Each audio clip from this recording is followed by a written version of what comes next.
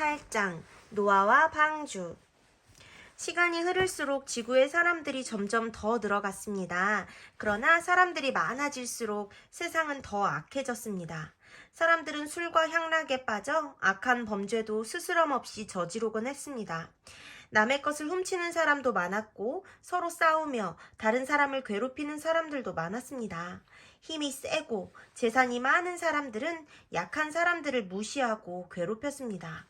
사람들의 마음이 너무 악하여 잘못된 것을 보고도 잘못된 것인지 깨닫지 못하였습니다. 이런 악한 세상을 하나님께서 지켜보고 계셨습니다. 그리고 한탄하셨습니다. 아, 이렇게 세상이 악해지다니 너무도 안타깝구나. 이렇게 악한 세상을 어떻게 하면 바꿀 수 있을까? 어떻게 하면 선한 곳으로 만들 수 있을까? 그런 악한 세상에서 노아의 가족은 하나님을 섬기며 성실하고 정직하게 살고 있었습니다.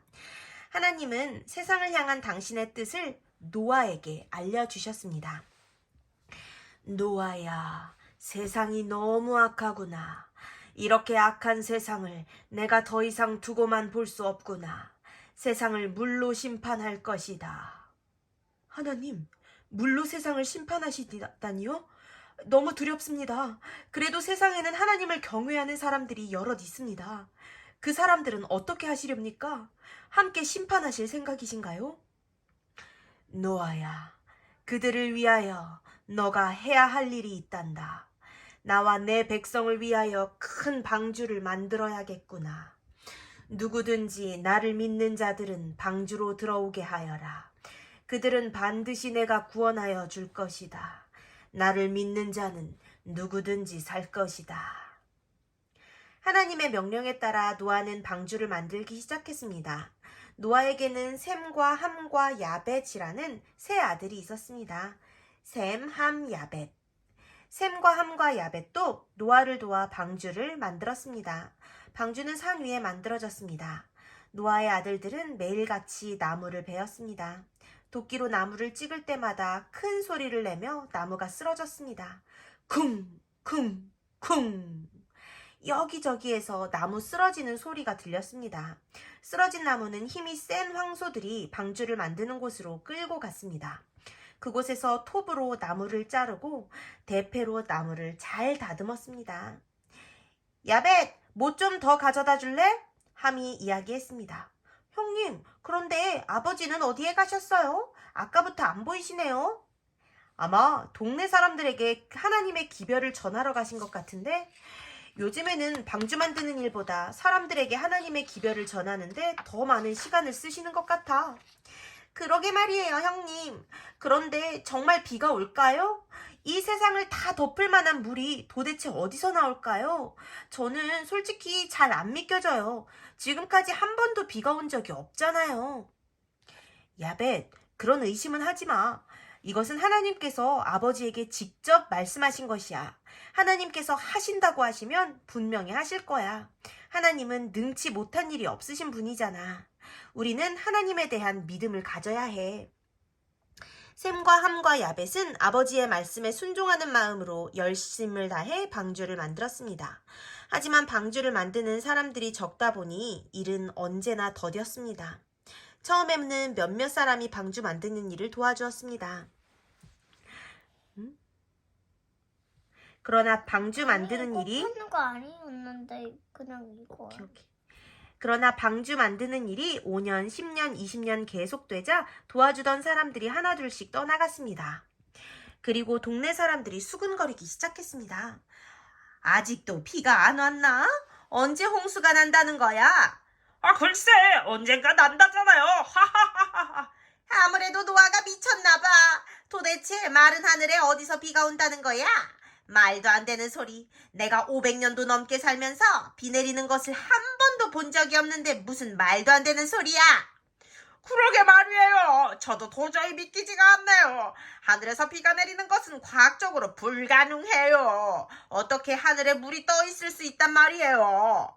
물이 땅에서 솟구치면 몰라도. 사람들은 저마다 한마디씩 했습니다. 동네에 사람들이 모이면 언제나 노아가 말하는 홍수 이야기가 그 주제였습니다. 사람들은 시간이 흐를수록 노아와 그의 가족들이 미쳤다고 생각했습니다. 방주를 만들기 시작한 지 어느덧 30년이 흘렀습니다. 여전히 방주는 완성되지 않았습니다. 아직도 완성하기 위해서는 몇십 년이 더 걸릴 것 같았습니다. 노아의 아들들도 점점 지쳐갔습니다.